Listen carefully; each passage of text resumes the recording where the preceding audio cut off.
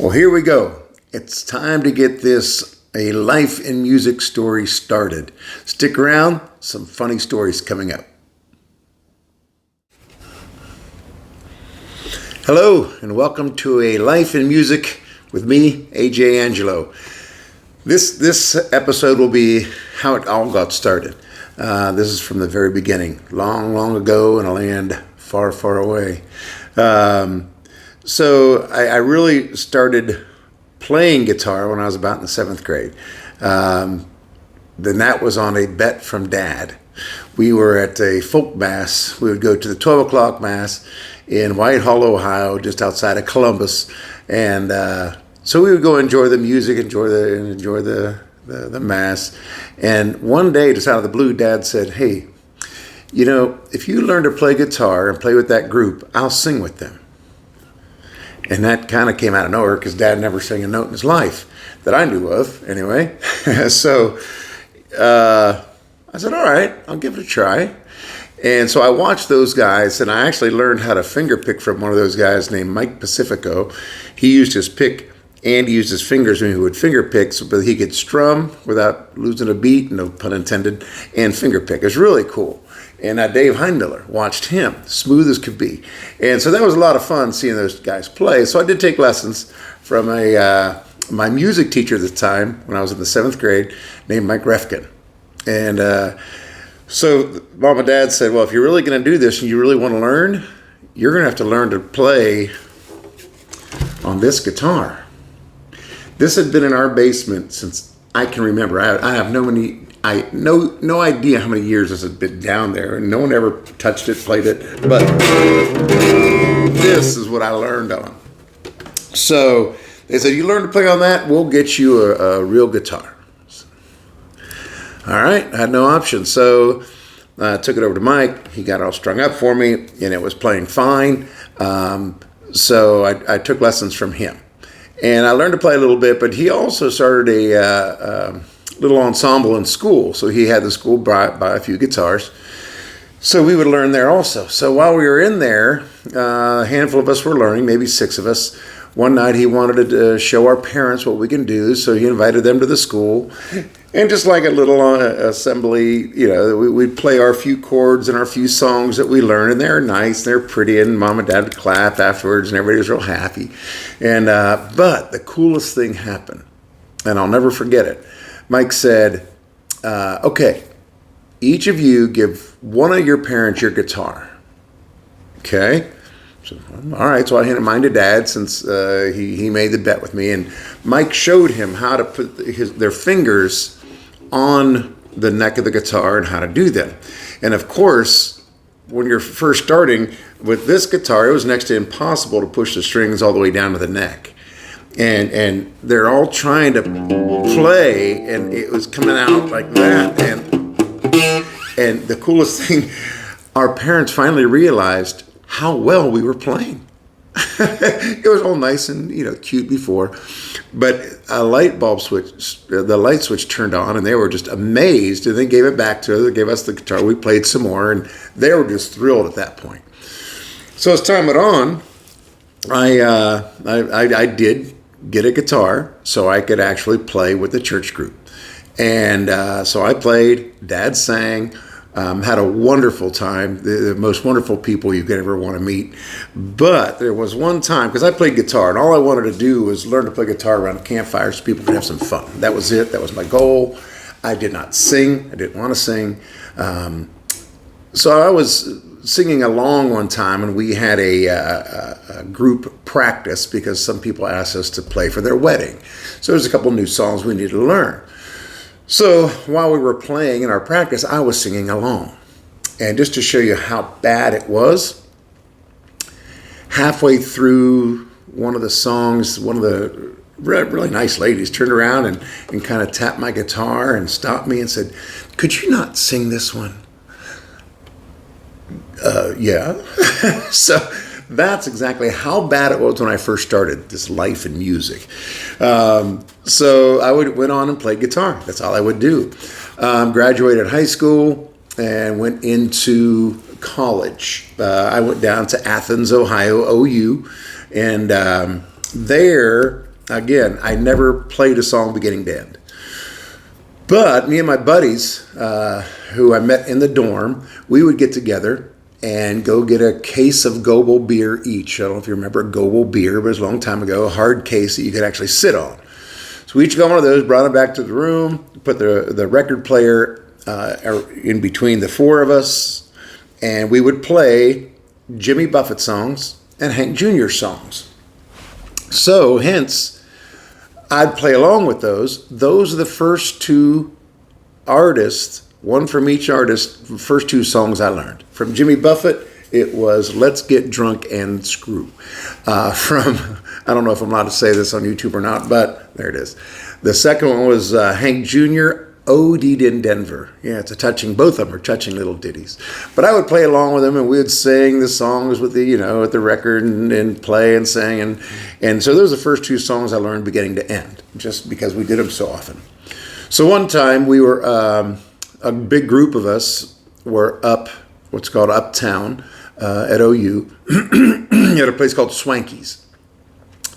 And it was a Tuesday night, they had open mic night. And we were just partying in there, drinking our beer, having a good time. And the guy from the stage kept saying, could somebody play guitar and sing songs? Somebody, da-da-da-da-da. So my friend said, look, let's just go sing those songs. We'll be out here. We'll sing them along with you. Just go play them.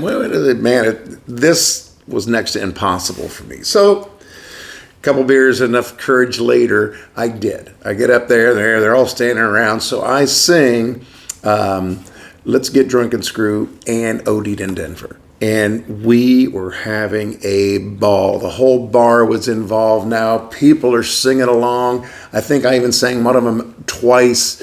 But we're having a great time. So from that, I would say, I don't know, maybe 60 days into college that I was down there at OU, I learned a few more songs, but the first two were those. And, I'll do one of them now for you. Not on this one. It's not quite up to snuff. But I will use my Takamine. I'm a Takamine guy. I love this thing. As you can see, it's been around a long time. It's a year 2000 LTD, limited edition, 2000. And I loved it so much after it got beat up after 2018, I actually bought a second one because I love the way it feels, love the way it plays, love the way it sounds. So now I have two of these, and so the first song. So if you can imagine, down at college, down at OU, your first month, what a great time, great memories. I just wish I could remember them all. I really do appreciate the fact you're sitting there. Your voice sounds so wonderful, but your face it don't look too clear. So barmaid, bring a pitcher, another round of brew. And honey, why don't we get drunk and screw? Why don't we get drunk and screw? I just bought me a water bed that's filled up for me and you. They say you are the snuff queen, but I don't think that's true. So why don't we get drunk and screw? Why don't we get drunk and screw? That was the start of my musical college career, and it all started there, and it just kept on going. So we're playing, and I played that song. I'll play the second song. These are the only two songs I knew from beginning to end. This was it. And like I said, I learned a few more, but it's just like that. It's pretty rough. And so one night, after about a month, there was a guy there's a place called the Frontier Room. It's at the end of the Strip. If you're from OU or know about OU, there's a thing called Jeff Hill. And it used to be called the Frontier Room. Now it's called the Front Room, I believe. But he was the manager of that place. He saw the crowd. He saw the fun. He saw, just a good time. So he came up to me and said, hey, if you'll bring all of your friends down this coming Friday, remember this was a Tuesday, if you bring all your friends down this coming Friday, I will give you $50 and all the beer you can drink. Excuse me? Yeah. So I'm barely getting started into college, and I'm being offered cash and all the beer I can drink. So I only knew a handful of songs. So I started learning songs just to go down there, and I probably ended up with 12 songs. We just ended up playing them over and over again because that's all we could do. We were there for a couple of hours, and we had an absolute ball. So this started growing, and I started doing more. And so that was my first paid gig. Still didn't know how to sing, so I had to do funny songs to keep the focus off of my voice because things didn't change much from when I was asked not to sing at practice. So I kept trying, and Neil Young was real big back then, but the first two songs were, like I said, Let's Get Drunk and Screw and OD'd in Denver. So I do have to look at the words on this one. I haven't played this one forever. So if you're a Hank Jr. song, you'll know, you'll understand. If not, touching little ditty. Here you go.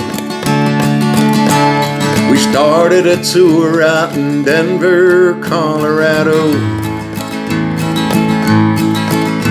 I did make the first one, but I did not make the second show. 'Cause I met a girl there who brought about quite a big change.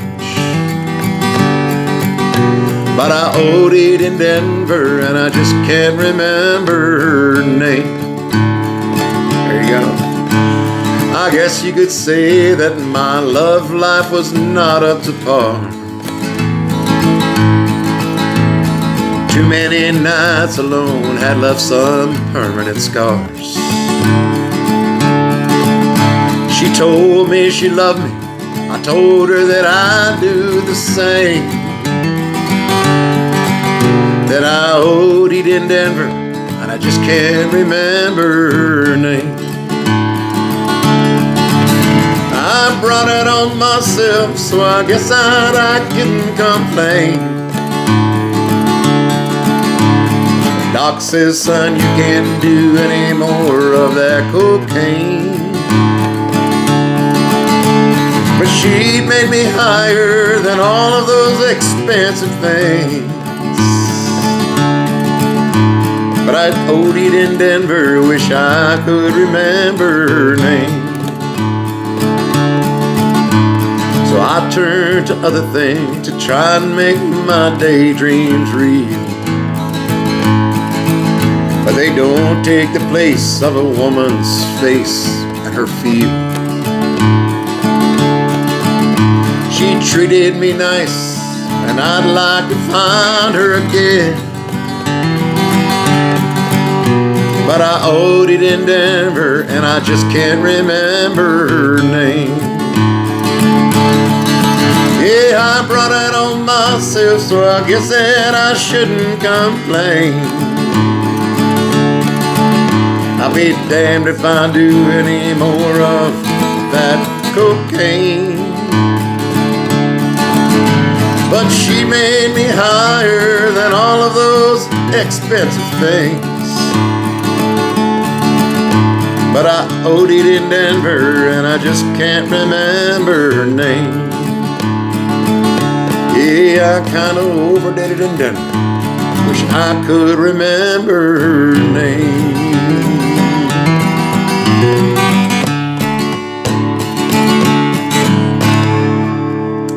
There you go. The start of my career. Those two songs. And a small stint down at OU.